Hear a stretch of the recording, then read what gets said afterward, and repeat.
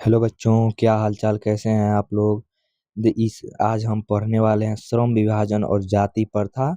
यह पाठ बहुत ही बेहतरीन और बहुत ही अच्छे तरीके से समझने का प्रयास करेंगे। लाइन बाय लाइन एक्सप्लेनेशन होगा इसमें।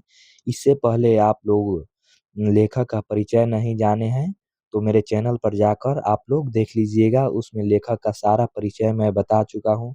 और आज हम लोग पाठ को बहुत ही बेहतरीन तरीके से अध्ययन करने का प्रयास करेंगे। तो चलिए शुरू करते हैं हम।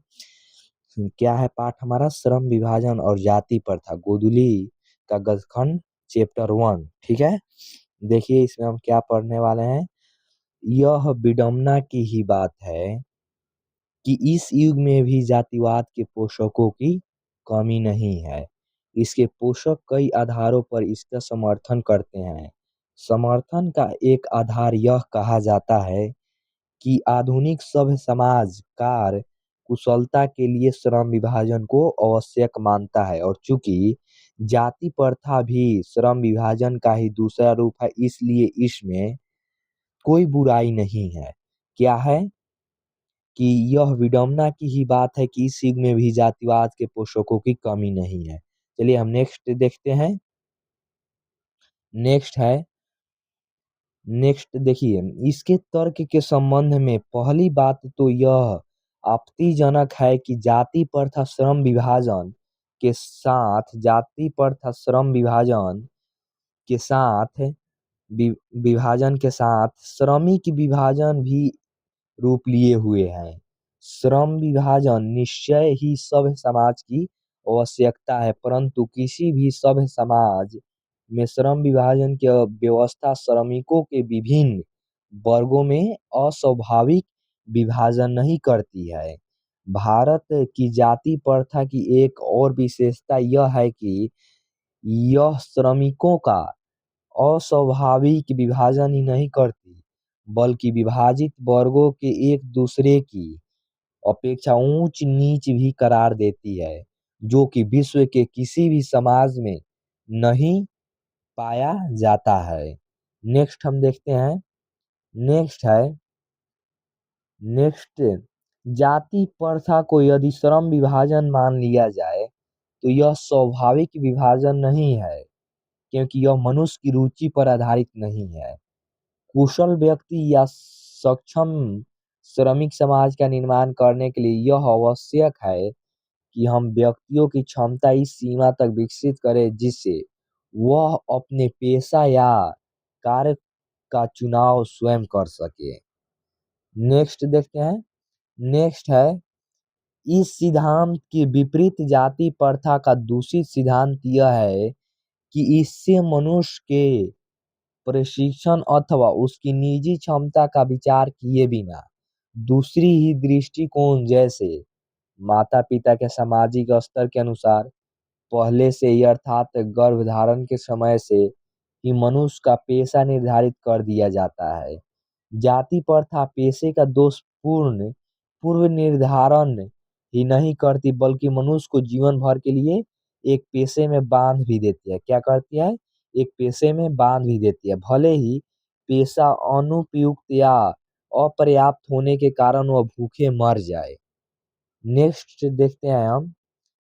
आधुनिक आधुनिक युग में यह स्थिति प्रायः आती है क्योंकि उद्योग धंधों की प्रक्रिया व तकनीक में निरंतर विकास और कभी-कभी अकस्मात परिवर्तन हो जाता है, जिसके कारण मनुष्य को अपना पेशा बदलने की आवश्यकता पड़ सकती है। और यदि प्रतिकूल परिस्थितियों में भी मनुष्य को अपना पेशा बदलने की स्वतंत्रता न हो, तो इसके लिए भी भूखे मरने के अलावा क्या चारा रह जाता है। नेक्स्ट है, हिंदू धर्म की जाति प्रथा किसी भी व्यक्ति को ऐसा पेशा चुनने की अनुमति नहीं देती है जो उसके पैतृक पेशा न हो, भले ही वह उसमें पारंगत हो। इस प्रकार पेशा परिवर्तन की अनुमति न देकर जाति प्रथा भारत में बेरोजगारी का एक प्रमुख व अप्रत्यक्ष कारण बनी हुई है। इस प्रकार हम देखते हैं कि श्रम विभाजन की दृष्टि से भी जाति प्रथा गंभीर दोषों से युक्त है। जाति प्रथा का श्रम विभाजन मनुष्य की स्वेच्छा पर निर्भर नहीं रहता है। मनुष्य की व्यक्तिगत भावना तथा व्यक्तिगत रुचि का इसमें कोई स्थान अथवा महत्व नहीं रहता है। नेक्स्ट हम देखते हैं, इस आधार पर हमें यह स्वीकार करना पड़ेगा कि आज के उद्योगों में गरीबी और उत्पीड़न इतनी बड़ी समस्या नहीं, जितनी यह बहुत से लोग निर्धारित कार्य को रुचि और रुचि के साथ केवल विवशतावश करते हैं। ऐसी स्थिति स्वभावतः मनुष्य को दुर्भावना से ग्रस्त रहकर टालू काम करने और कम काम करने के लिए प्रेरित करती है। ऐसी स्थिति में जहां काम करने वालों का न दिल लगता हो न दिमाग, कोई कुशलता कैसे प्राप्त की जा सकती है।